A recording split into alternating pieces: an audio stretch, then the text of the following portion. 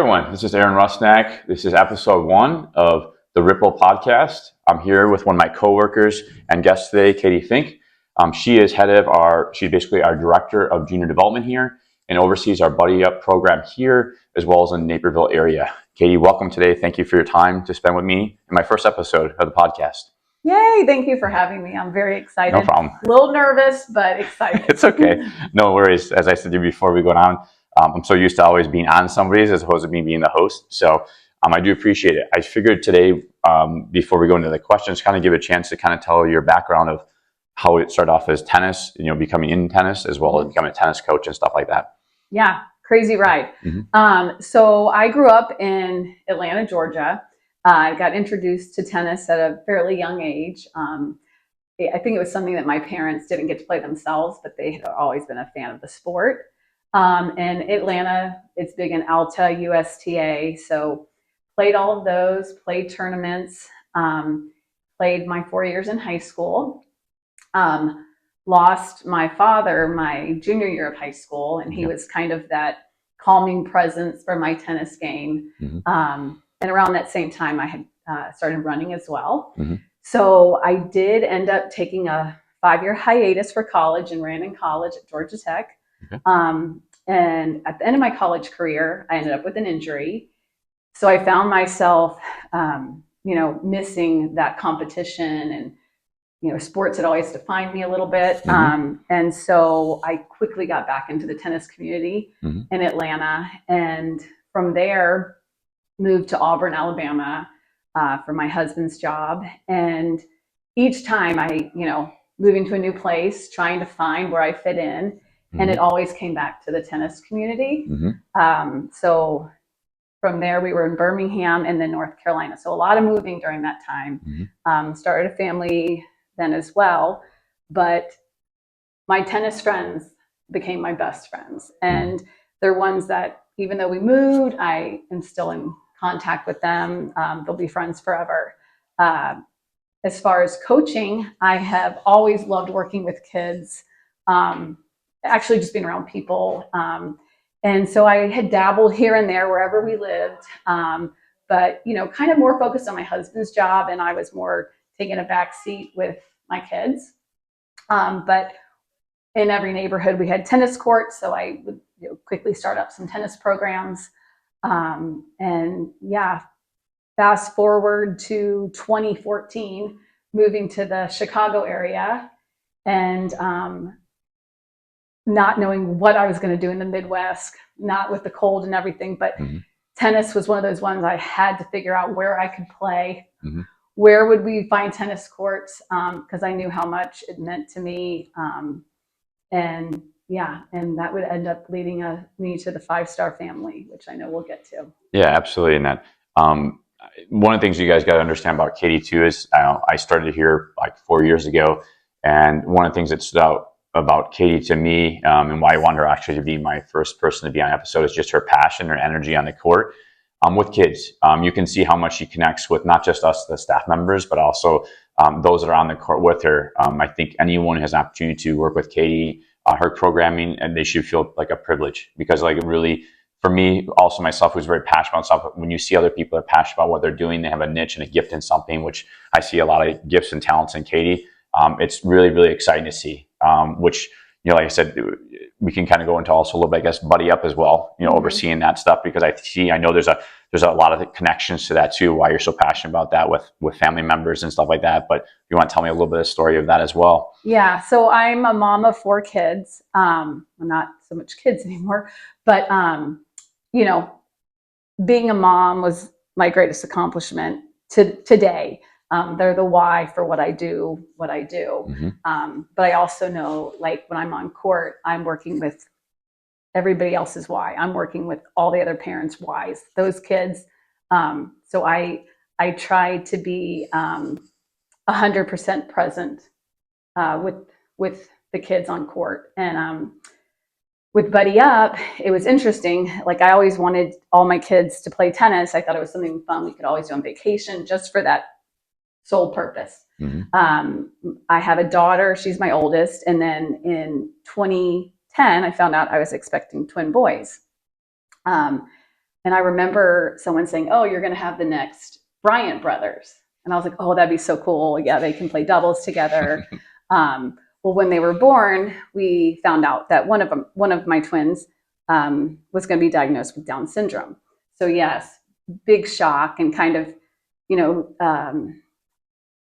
dreams I thought I had for them. I was like, will that happen? What will he be able to do? Mm-hmm. I probably won't have the next Bryant brothers. But once we moved to the Chicago area, we were attending the Buddy Walk. That's a big event they put on for individuals with Down syndrome. And there was a group there called Buddy Up Tennis. And they had all these individuals with Down syndrome playing tennis. Mm-hmm. And I was like, God, that's awesome. Owen at the time was only 3. But then I thought, tennis is so expensive here. Like, I don't think that could ever be something that I could bring to this area. Mm-hmm. But Robin, our owner, one of the owners here at 5 Star, he came to me and he said, hey, if you're willing to take this program on, we will provide the courts. And that was in 2016. And Buddy Up Tennis has been going strong since then. It is a non-for-profit that teaches individuals with Down syndrome, as well as those with other special needs, how to build confidence on court and off court. It helps them with things that they struggle with as far as like core, cross-lateral movement, coordination. And it's just been truly amazing to be a part of that program. And the fact that my son Owen, he's now in your advanced classes here at 5 Star. So things that I worried about, no longer worried about. Yeah, no, that's awesome. I think it's a great story because I messaged Katie a few weeks ago because normally here at 5 Star, I'm only here during the week. And I just started working on the weekends a little bit and got to see what Buddy Up was all about. And I'm not going to say it was actually an emotional thing to see because you just see so many kids that are eager to take part of what Katie's doing. And then you see the excitement from the pros, and they have a lot of volunteers as well. You just see how much everyone really is, I think, like feeding off of each other.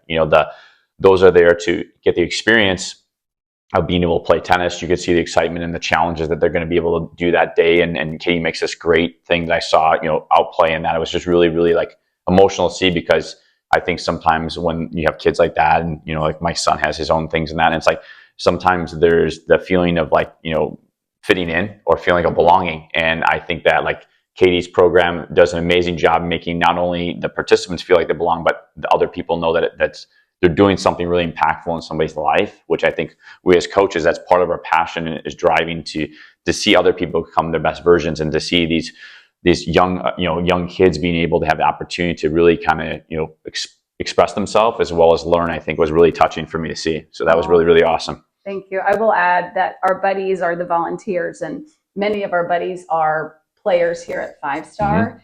Mm-hmm. And just this past weekend, it was a holiday weekend, so many of the sports were off. A lot of tennis players didn't have matches, and I just got messages from all of them asking, hey, can we come? We have an off week. Please, can we be there? So it's really cool just to, I think it's also what builds the 5 Star family here at 5 Star Tennis is,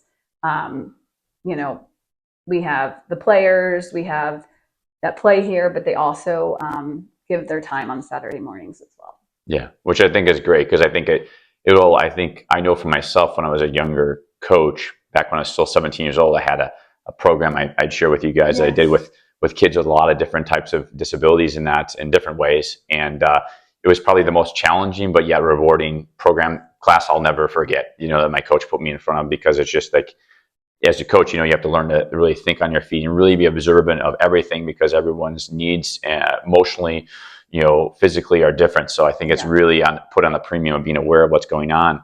I wanted to shift into what's a positive thing from all this that you've come on, as far as like things you've learned in your life through this, your coaching style. What are some of the things that you think have helped mold you to who you are today? Oh gosh, tennis has done so much for me personally and professionally. As I mentioned, personally, tennis is a community, and tennis has provided a family wherever I've lived, especially here at 5 Star. I remember the first day walking through the doors when we moved here and just having that feeling like, this is where I want to be. Like not knowing what it was going to hold for me in the years to come, but I just knew I wanted to be a part of this. And then professionally, COVID happened. I was working here, but I was just working kind of while the kids were in school. Mm-hmm. And when COVID happened and the director position opened, I kind of didn't even think about it, but my husband said to me, "You should go for it." And I looked at him and I was like, "Are you crazy? Like, you travel. How are we going to, like, our lifestyle will completely change." He's like, "I'm not going to travel as much anymore. We'll make it work." And it was crazy to see how, our roles kind of, he still worked, but, he took on dinners and taking kids to sporting stuff. It was really cool to experience, but it was something that, I sometimes pinch myself thinking, wow, is this really what I get to do every day? Yeah, no, I totally can relate on that one. Yes. For sure. I know one of the things I want to touch on, obviously that's what I call like the ripple effect, that's happened in your life. What would you say, looking at your career in this industry and that, what are some of the struggles that you feel that you might have experienced throughout this process? As far as struggles, like, I know we've talked about there's not as many women in this profession.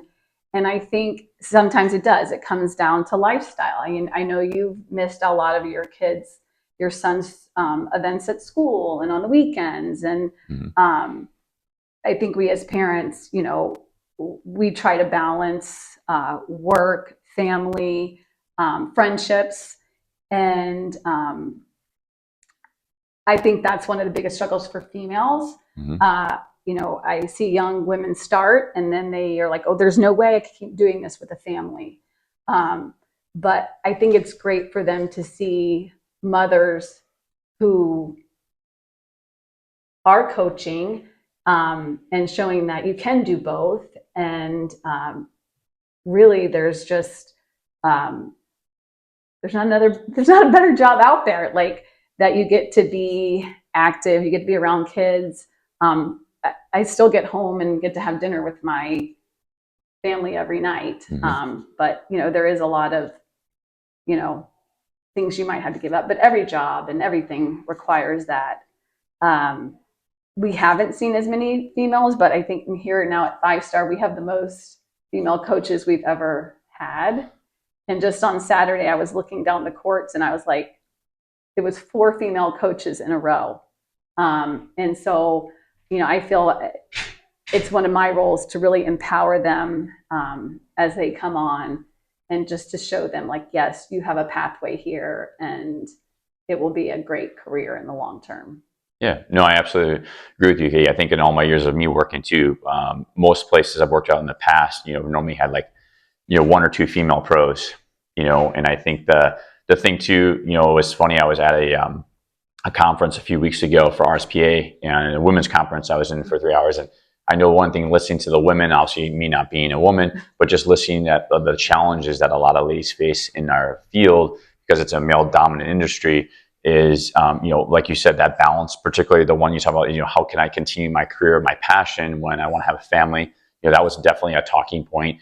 I think also the thing that was talking point as well is just that sometimes that women get kind of like pigeonholed into you're only doing little kids. You can't do high performance or what. And I don't really feel like we have that here. I think that's been something that we're really, really, I think Robin and Dan have done a really good job. And I think all the directors working together that we are a team here and we're wanting to make sure that everybody has a pathway of what they want to do here. They have a chance to be themselves, and be supported. And I think, like you said, I think in my years of being in this industry, this is the most amount of ladies I work with, but it's great because I think it's a good balance, because I think in a lot of ways, to be honest with you, as much as I'm an empathic person, but I think, no better way of, talking with someone is with one woman to another woman or a woman to a young lady. I think they have that because they understand, being that yes. They're the same. So I guess my ripple effect, I always like to kind of end with, and that is with all the stuff with the messages that you're relying with today, if there's something you could leave to coaches throughout this and that, or parents and that, what would be something you'd like to leave? Like if there's a legacy of something that you'd like to leave to parents, coaches that are listening to this, what is something that you'd like to kind of give back? I thought about this, and there was one thing that came to mind that above all others was being present. And that's where I'm one of those ones, I wake up in the morning and I'm like, I start thinking about my whole day and I have to have it planned out. That when I started doing this job, I was like, you know what? No matter what I'm doing, I'm going to be 100% present when I'm on court. I'm not going to think about what's next. I'm not going to think about, what we have to make for dinner. And I think that carried over to my home life too. I'm going to be 100% present and engaged in whatever I'm doing at that time and not thinking about what comes next. Right. And I think, I think that applies. I think that's a great advice for coaches. I think it's a great advice for parents. Even when it comes to thinking of your sports, I know I've learned so much as being a parent of players here, where it's just be present, enjoy what they're doing now. You can't get those moments back, you know that. Absolutely. So enjoy watching them play, and we're not thinking to the future, what college scholarships down the road. Be present. No, I think it's well said. I couldn't agree with you. I couldn't agree with you more, because I think that's something that, especially in today's day and age with, social media and so many things going on, and everybody has busy lives, even in our profession or not. I think that sometimes just taking those moments like we are right now and just having that moment with each other of just trying to give back to the tennis community, I think, as being that present moment, being able to give back. So I appreciate your time as always in that. I love working with Coach Katie in that. She's definitely a joy to work with here. Vice versa. No, thanks. But yeah, everyone there, I hope you guys really enjoyed our little short podcast here, giving back to coaches. And I hope that you're able to take a lot of what Katie shared today, all the valuable information from her, not only her story, but most importantly, I think that the present, I think, is absolutely key. And I hope you guys as coaches out there can take this and press forward in your own journey. Thank you. Thank you. All right. That was fun.